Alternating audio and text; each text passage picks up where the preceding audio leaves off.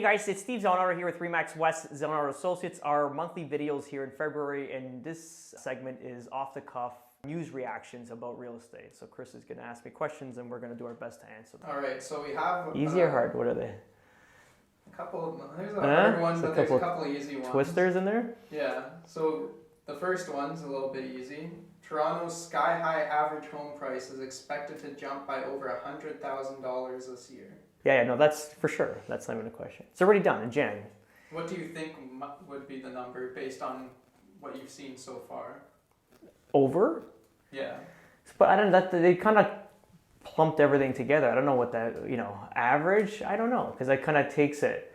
Like for detaches, it's probably 300 grand, right? Maybe more, 400,000 from last year. Depends, right? And then townhouses, probably the same. Yeah, I'm going to say like 300K, honestly, just for average. I don't know, 250 to 300 if they kind of take it down with condo townhouses and stuff. Easy, for sure. So you think these guys are a little bit on the low end? Yeah, but how do you predict it? So even if they're predicting it, I can't believe that it's going to be right because it's unpredictable, the market. Yeah. They said that they're going based off of the Remax 2022 report. Yeah, well, like 7%. It said 7% for the year. Yeah, it could be. You know what? We may have that big, but we went up 30% in January. So let's say we go up 30% in Jan, and then we taper off like 20% at the end of the year. Then yeah, that would make sense. Yeah. Okay. Yeah. So now I'm going to throw you a little bit of a curveball here. So this article came out a couple days ago, and it's saying that the title of it is Toronto Tenants Demand Eviction Notices Stop While Landlord Says They Are Bullies. So essentially what's happening here is these tenants are being told that they have to be evicted, or they have to move or leave a property, and they're getting served the N12s, I believe it is. Yeah. Because the landlord is looking to renovate the apartment. Are they allowed to do that? They're evicting the people in order to renovate. Yeah, so N13. N what? N13. Okay, yeah. So I'm not familiar with an N13. N12 is basically what we give tenants. So N13 must be something with the building structure that needs repairing, maybe some sort of loophole. But I'll look into that. Yeah. So the N12 is, so N11 is a mutual agreement between landlord and tenant to end the lease, and usually the landlord pays 1 month's rent to the tenant just for goodwill, right? That's how an N11 works. And N12 is basically an eviction based on certain different things. If you're moving into the property, family members moving into the property, if you're selling the property, and a few other things. Obviously, if they're not maintaining the property, or if they're being noisy and causing issues in the neighborhood, then yeah, the N12 will fall under that sector. N13, I'm not familiar. Landlord wants to demolish the rental unit, repair it, or convert it to another use. Okay, so they have grounds for it. So that's cool. I never knew that this thing existed. When was this? That's fantastic. So from your understanding, if a landlord wanted to renovate a place that they had, and in order to do like a full renovation, they needed the tenant to move out. Yeah. What would be the process, or what would be? I don't know what happens with this is if the tenant moves out temporarily, then they come back because they have a spot in. I don't know how this all works. I got to be honest. I'll read more about it. But that's quite interesting. I never knew this one existed.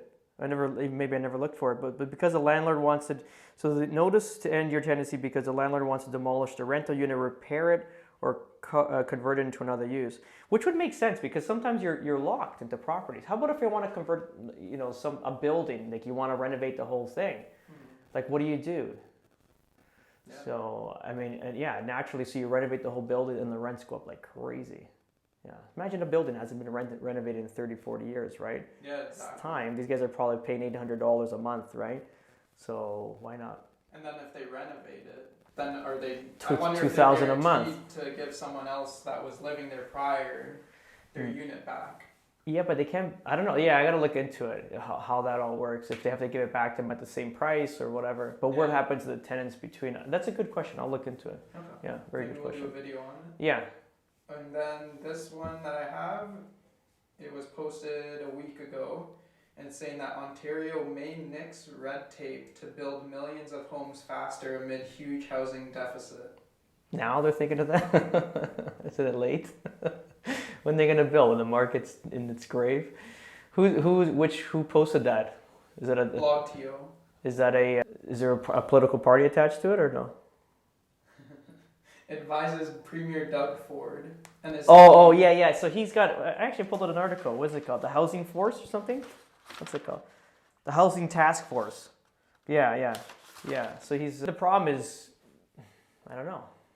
They got to loosen up the greenbelt, right? It is what it is, and they can't build so close to towns and stuff because that's what happened originally when they closed the greenbelt. I think it was like 2000 or something like that. 2002.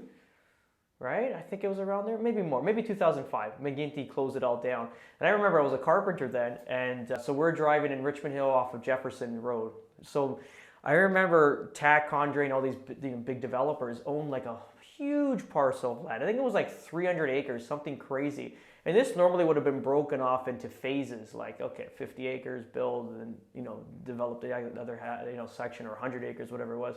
But I remember when this was coming down the pipe, we saw those, those earth machine movers. Mm-hmm. The ones they kind of like they're dragging like a bucket and they're pulling soil, the earth mover, right? They usually on a site like that, maybe 8, 10, and you get the bulldozers pushing them behind to kind of grab more soil. They had day and night. They looked like the miners in the the gold miners and stuff like that. So they basically had day and night crew and maybe 40 of those machines. So they made sure they disturbed the whole soil. That land, they took all the topsoil off because that was part of the green belt. Because with McGuinty, if they stamped it without them even touched it, he would have been screwed. I think there was at that time it was like $160 million piece of a parcel of land or something like that, and that's like 20 years ago, right? Mm-hmm. So they had like 30 to 40 more. Yeah, just wild amount of earth movers just working day and night, which is cool. Jeez. Yeah. Well, it's smart. I mean, that can put your company out of business, right? Yeah. Yeah. So even with like the new thing where they wanted to like cut the red tape and stuff like that. Yeah. Where do you think they'd be able to achieve this? Like, in order to build the goal of 1.5 million new homes? Yeah, they have to. So look at the process I'm going through with the city of Alliston. You don't know who's looking at what. You don't know what's happening, right? It's taking so long. Does the file really get looked at? Is it talked about? Who knows, right? But so they want to digitize a lot of this stuff going forward, which is a good move. And so it's like anything. You have an application out, whatever. You can kind of go online and say, okay, the building department saw it. These are the new comments. The city engineer said, okay, we got to do this, that. You're having real-time conversations in a portal, let's call it, right? So that's going to be a lot better. It's a lot quicker. You don't have to call in and ask for someone. Everything is like updated as you're going, so you can kind of move with the process. And if they looked at it or not. It's going to be like a thing, like a timestamp. So that's cool. I think just bringing it back to Florida. How do I give those guys a deposit check or deposit for the property, and then 3 days later they're pouring the slab, building walls? Like, it's wild. They can't do that here. You buy them. I give them the deposit. I get the house 2 years later. Here, I'm going to get it in 6 months. It's wild, right? Yeah. It's the same process. All the land is there. All the pipes are in the ground. But you give them the money and they start building right away.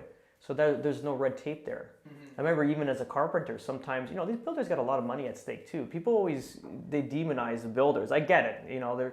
They're ultra wealthy and blah, blah, blah. But also they got a lot of risk. They can fail at any time. And when they fail, it's like an elephant dropping. They lose everything, buildings, life savings, everything just dries up. And I remember we're framing for a builder in Brampton, same idea. It was literally, the city was taking their time. They were not producing the building permits and stuff like that. And these guys have raw land sitting for like 3 months. Like this, we got to get going here. We got sales. We got to put the sales centers up. We got to put up the models. We got to start selling. We have too much at risk every month. The interest getting paid to the banks and stuff like that. This could jeopardize our business. So what they do, they say screw it. They just like go there and start framing. Just start going.